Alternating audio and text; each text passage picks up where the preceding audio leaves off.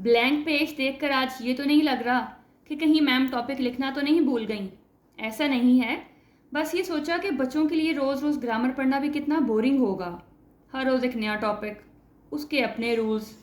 एक के रूल्स याद करो तो दूसरे के भूल जाते होंगे, और अगर दूसरे के पकड़ो तो पहले के दिमाग से निकल जाते होंगे, और अगर एक के रूल्स दूसरे पर लगा भी दो तो सब ज़ीरो हो जाता है। क्या आप भी ग्रामर से बोर हो गए हैं? और अगर आपका जवाब हाँ में है तो चलें आज कुछ नया और कुछ इंटरेस्टिंग सीखते हैं। कुछ ऐसा जिसको पढ़कर मज़ा भी आए और हमारे लिए फ़ायदेमंद भी हो। और वीडियो के एंड तक आपकी जो सेंटेंस बिल्डिंग स्किल्स हैं वो भी नेक्स्ट लेवल पर हों।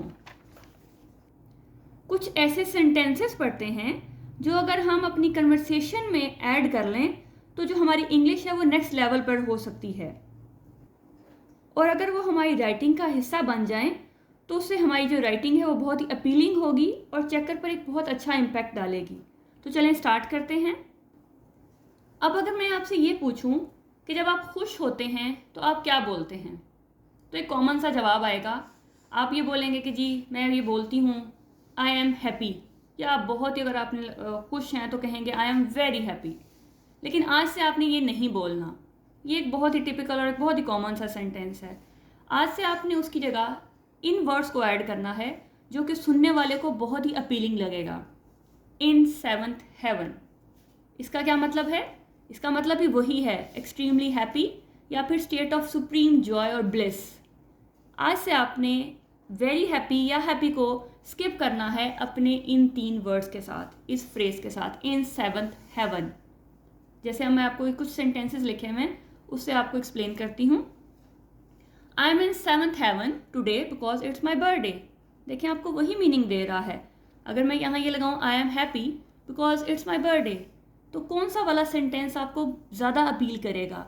या आप अगर पब्लिक में खड़े हैं, दोस्तों से कन्वर्सेशन कर रहे हैं, तो कौन सा आपको सेंटेंस जो है जब बोलें तो वो आपकी अट्रैक्शन का बाइस बनेगा लोगों के लिए? तो डेफिनेटली ये वाला, I am in seventh heaven today because it's my birthday. She is in seventh heaven with her dream job. अब अगर आप यहाँ पे हैप्पी भी लगाएं तब भी वही मीनिंग है, लेकिन इसके साथ आपका जो सेंटेंस है वो अपीलिंग हो जाता है। सुनने वाला जो है वो आपकी तरफ अट्रैक्ट होता है कि अच्छा इसके जो ये बोल रहा है वो एक कॉमन इंग्लिश नहीं है, जो हम रूटीन में बोल रहे हैं वो नहीं है। डेफिनेटली आपकी वोकेबलरी में आप एडिशन होगा। नेक्स्ट देखें, he was in seventh heaven when his favourite team won the championship. Same वही बात है, लेकिन जस्ट आपने जब इन वर्ड्स को ऐड कर दिया तो ये आपके सेंटेंस को सुनने वाले के लिए बहुत ही अट्रैक्टिव बना देगा। I was in seventh heaven when I finally got ticket to see my favourite artist in concert. तो आज से जब आपने ये बोलना है हैप्पी, तो you have to use in seventh heaven. Just try it, definitely आपके लिए एक अच्छा एक्सपीरियंस रहेगा। जी नेक्स्ट है आपके पास once in a blue moon. अब इसका मतलब ये नहीं है कि चांद के साथ कोई नीले रंग का कोई कनेक्शन है, ऐसा नहीं है, बल्कि इसका मतलब है नॉट वेरी ऑफन, या फिर बहुत ही कम, वेरी वेरी रेयरली, बहुत ही कम। जब आपने किसी से ये बात करनी हो कि बहुत ही कम मेरी उससे मुलाकात होती है, या वो बहुत ही कम जो है मुझसे मिलता है, या किसी भी चीज़ के लिए जब आपने कम का आपने वर्ड यूज़ करना हो, then you have to use once in a blue moon. For example, my sister lives in America so I only see her once in a blue moon. मेरी बहन अमेरिका में रहती है तो मैं उससे कभी कभार मिलती हूँ। अब वो कभी कभार को आपने चेंज करना है once in a blue moon. अब देखिए पढ़ने में बड़ा मज़ा आ रहा है उसको। जब आप पढ़ते हैं, आप बोलेंगे तो डेफिनेटली आपकी जो है स्पीकिंग स्किल्स वो भी इन्हेंस होंगी। तो देखें next, I try a new recipe once in a blue moon, कि मैं जो नई एक रेसिपी है वो कभी कभार ट्राई करती हूँ। तो अब बात वही है, लेकिन इन वर्ड्स ने आपके सेंटेंस को जो है वो खूबसूरत कर दिया है, जिसे आप कहते हैं 4 चांद लगा देना, उसको मज़ीद इन्हेंस कर दिया है, आपके सेंटेंस के मीनिंग को और बढ़ा दिया है। तो I try a new recipe once in a blue moon. My favourite team wins the championship once in a blue moon, कि आपकी जो टीम है वो कभी कभार जो है वो जीतती है। I watch a movie once in a blue moon. I have a perfect day once in a blue moon. We go on family vacations once in a blue moon, कि हम फैमिली वेकेशंस पे कभी कभार जाते हैं, daily base पे नहीं जाते, कभी कभार जब आपने किसी चीज़ को शो करवाना हो। तो आज से आपने ऑफन या रेयरली की जगह क्या यूज़ करना है, once in a blue moon. Next है आपके पास ब्रेक अ लेग। अब यहाँ ब्रेक अ लेग का मतलब ये नहीं कि किसी की टांग तोड़ देना। क्या अब आप कहेंगे जी मैम ये कि बता रही हैं कि आप किसी की टांगें तोड़ें, ऐसा नहीं है। Break a leg mean good luck. आप कोई पेपर देने जाता है, कहीं किसी प्रेजेंटेशन पे जा रहा है, तो आप मोस्टली उन्हें कहते हैं best of luck, good luck. तो आज के बाद आपने उसको गुड लक नहीं बोलना, उसको बोलेंगे break a leg.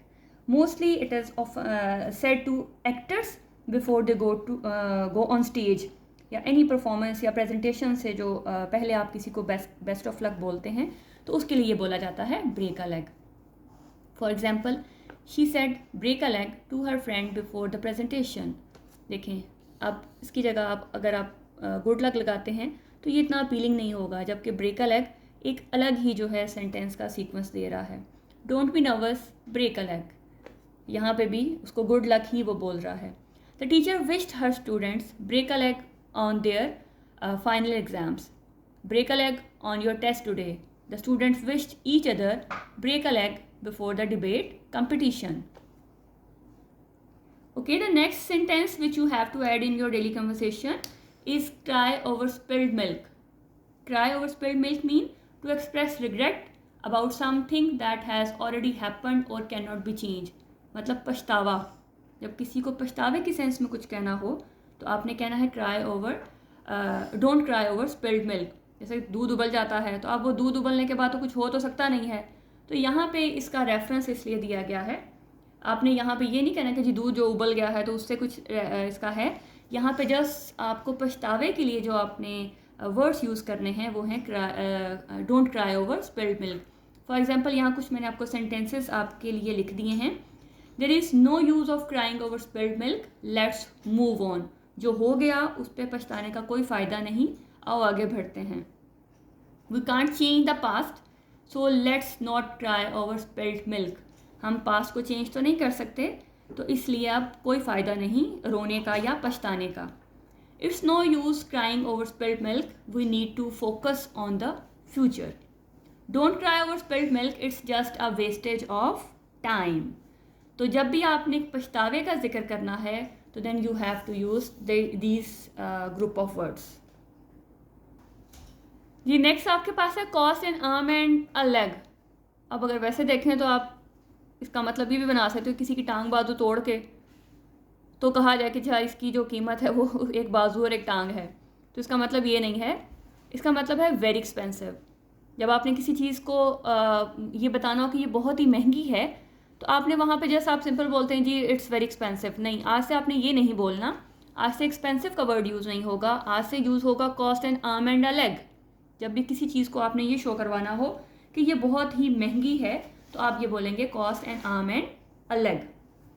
For example, the new iPhone cost an arm and a leg. कि जो नया आईफोन है डेफिनेटली बहुत महंगा है, हर कोई तो नहीं ले सकता, तो आपने ये वो बहुत एक्सपेंसिव है, तो आप उसके लिए क्या कहेंगे, एक्सपेंसिव नहीं लगाना। The new iPhone cost an arm and a leg. Next है the designer dress cost an arm and a leg. Designer के जो सूट होते हैं डेफिनेटली वो बहुत महंगे होते हैं, तो उसकी जो कॉस्ट को शो करवाने के लिए आप क्या बोलेंगे, the designer dress cost an arm and a leg. The vacation package cost an arm and a leg. Vacation का जो पैकेज है वो बहुत ही महंगा है, तो महंगे के लिए आपने वर्ड्स क्या जो चूज़ करने हैं वो है cost an arm and a leg. I love that new designer hand bag but it's cost an arm and a leg. The luxury watch cost an arm and a leg but it's a status symbol. देखें same meaning वही है, just जो group of words हैं उनको change कर दिया गया, तो वो सेंटेंस आपके लिए कितना अपीलिंग बन जाएगा, कितना वो अट्रैक्टिव होगा, सुनने वाला और पढ़ने वाला जो है वो आपसे इम्प्रेस होगा। तो अपनी लैंग्वेज को इम्प्रेसिव बनाएं और इन तमाम वर्ड्स को, ग्रुप ऑफ वर्ड्स को अपनी लैंग्वेज का हिस्सा बनाएं। तो चलते हैं नेक्स्ट वर्ड्स की तरफ। Beat around the bush. इसका मतलब ये नहीं है कि झाड़ी के इर्द गिर्द जो है उसको मारो, नहीं। बीट अराउंड द बुश मतलब जैसे आप फ्रेंड्स के साथ बातें करते हैं तो कुछ दोस्तों को होती है गप्पें छोड़ने की, बहुत लंबी लंबी छोड़ती हैं या इररेलेवेंट बातें करती हैं, तो आज से आपने उनको ये कहना है कि don't beat around the bush. कि जब वो आपसे बिला वजह फजूल की बातें करें और उस टॉपिक पे ना आए जो आप उनसे पूछना चाह रहे हैं या बात करना चाह रहे हैं, तो जब वो इधर उधर की छोड़ेंगी तो आपने ये कहना है कि don't beat around the bush, तो इसका मतलब है to avoid talking about what is important, कि जो चीज़ इंपॉर्टेंट है उस पर बात ना करना, इधर उधर की छोड़ना। तो यहाँ कुछ सेंटेंसेज आपकी गाइडलाइन के लिए, ताकि आपको थोड़ा और इसको आप समझ सको। Stop beating around the bush and tell me what's really going on, कि इधर उधर की छोड़ना बंद करो और मुझे बताओ कि क्या चल रहा है। Don't beat around the bush, just tell me the truth, इधर उधर की ना छोड़ो, मुझे सिर्फ सच्चाई बताओ। I hate it when people beat around the bush, मुझे नफरत है इस चीज़ से कि जो लोग इधर उधर की गप्पे छोड़ते हैं। Stop beating around the bush and cost your vote, don't beat around the bush, get to the point, कि सीधा पॉइंट पे आओ, यहाँ वहाँ की ना छोड़ो। तो नेक्स्ट जब आपने किसी से सिर्फ ये कहना हो कि पॉइंट की बात करें, तो आप ये कहें कि beat around the bush. Next है आपके पास piece of cake. Piece of cake से मुंह में पंच डेफिनेटली आया होगा कि केक का जो है वो मज़ा लिया जाए। तो पीस ऑफ केक का मतलब है वेरी इजी, बहुत ही आसान। तो आज के बाद वेरी इजी नहीं बोलना, आज के बाद आपने बोलना है पीस ऑफ केक। जो काम बहुत आसान है उसके लिए आपने बोलना है piece of cake. The recipe was a piece of cake, even a beginner could make it, कि जो रेसिपी है वो बहुत ही आसान है, कि जो शुरू में बनाने वाला है या जिसको कुकिंग बहुत ज़्यादा नहीं आती वो भी बड़े आराम से बना सकता है। The task was a piece of cake, I finished it in no time, कि वो जो टास्क था वो इतना आसान था कि मैंने उसको बिल्कुल थोड़े वक्त में कंप्लीट कर लिया। तो देखें, आपने आज के बाद वेरी इजी नहीं बोलना, आपने बोलना है पीस ऑफ केक। तो ये देखें सुनने में और पढ़ने में कितना अच्छा लगता है। तो आज से अपनी थोड़ी सारी चीज़ों को चेंज करें और अपनी जो स्पीकिंग है उसको इन्हेंस करें। नेक्स्ट है रेनिंग कैट्स एंड डॉग। अब यहाँ पे लग रहा होगा शायद कुत्ते बिल्लियों की बारिश हो रही है, तो ऐसा नहीं है, यहाँ कुत्ते बिल्लियों की बारिश नहीं हो रही, बल्कि जब ये कहा जाए कि रेनिंग कैट्स एंड डॉग, तो इसका मतलब है कि इट इज़ रेनिंग हैवीली, बहुत ही हैवी जब रेन होती है, बहुत ही तेज़ जब बारिश होती है, कि बहुत ही आपको तूफ़ान और सारा कुछ होता है, तो उसके लिए हम बोलते हैं रेनिंग कैट्स एंड डॉग। आप हैवी रेन को शो करवाने के लिए ये जो बोला जाता है। तो आप ये कहोगे it's raining cats and dog, इसका मतलब है कि बहुत ही तेज़ जो है वो बारिश हो रही है। तो देखिए सेम मीनिंग है, लेकिन जब मैंने इसको ये यहाँ पे पुट कर दिया तो इससे ऑटोमेटिकली जो सेंटेंस की अट्रैक्शन है वो बढ़ गई है। तो अब ये जो हमने जो ग्रुप ऑफ फ्रेजेस या जो वर्ड्स बोले थे, इनको बेसिकली क्या कहा जाता है, अब मैं उसके बारे में आपको बताती हूँ। जी, ये जितने भी आपने फ्रेजेस पढ़े basically they are called idioms. Idioms जैसे उर्दू में आप मुहावरात पढ़ते हैं, तो इंग्लिश में उसको कहा जाता है ईडियम्स। बेसिकली फ्रेजेस और expressions that have a different meaning than the individual words, they are like a secret course that speaker use to add flavour to their language. अब यहाँ फ्लेवर का मतलब ये नहीं कि नमक मिर्च या चाट मसाला, बल्कि उसको मज़ीद इन्हेंस करने के लिए वो बोलता है। उसका मतलब टोटली डिफरेंट होता है, लेकिन जब आप उन फ्रेजेस को ऐड कर देते हैं तो ऑटोमेटिकली आपकी जो लैंग्वेज है, आपका जो सेंटेंस है, वो अट्रैक्शन का बाइस बन जाता है। बेस्ट ऑफ लक की बजाय अगर आप ब्रेक अ लेग कहें तो देखने में सुनने में कितना अपीलिंग होगा। ऑडियंस के दरमियान में जब आप किसी फ्रेंड को ब्रेक अ लेग बोलें तो ऑटोमेटिकली आपकी तरफ अपील होंगे। इस तरह से अगर मैं ये कहूँ I hope you will be in 7th heaven after listening these sentences, तो डेफिनेटली आपको थोड़ा बहुत तो खुशी हुई होगी ना सेंटेंसेस को सुन के कि ये आपके लिए आज थोड़ा सा हट के टॉपिक था। तो इसी तरह अपने सेंटेंसेस को चेंज करें, अपने वर्ड्स को चेंज करें, ताकि आपकी जो स्पीकिंग पावर है वो भी इन्हेंस हो, आपकी जो राइटिंग है वो भी पावरफुल हो। उसमें जब आप इस तरह के फ्रेजेस डालेंगे तो डेफिनेटली वो अट्रैक्शन का बाइस बनेंगे, वो आपके चेकर के लिए एक बहुत ही अच्छा इम्पैक्ट डालेंगे। तो आज से आपने इन सेंटेंसेस को अपनी डेली रूटीन में शामिल करना है और मुझे कमेंट करके लाजमी बताना है कि आपको इससे कितना फ़ायदा हुआ। अपने पेरेंट्स के साथ, अपने बहन भाइयों के साथ इनकी प्रैक्टिस करें।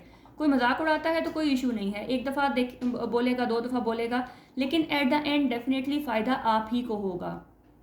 आपकी स्पीकिंग में बहुत ही ज़्यादा जो फ़र्क आपको नज़र आएगा। इन सेंटेंसेस को भी देखें, इन ईडियम्स को दोबारा जो है वो सुने, इनको देखें और अपने खुद के सेंटेंसेस भी क्रिएट करें। इन्हीं के से मिलते जुलते अपने खुद के सेंटेंसेस क्रिएट करें और कमेंट में लाजमी शेयर करें कि आपने अपना कौन सा सेंटेंस जो है इन ईडियम से क्रिएट किया है। वीडियो अच्छी लगी हो तो लाइक कीजिएगा और कमेंट लाजमी करके बताइएगा कि आपने अपने कौन से सेंटेंस क्रिएट किए हैं। अपना ख्याल रखिएगा। नेक्स्ट वीडियो में कुछ नया लेके आते हैं ताकि आपको आपके कॉन्सेप्ट्स और आपकी जो स्पीकिंग है उसको मज़ीद इन्हेंस किया जा सके। अपना ख्याल रखिएगा। अल्लाह हाफ़िज़।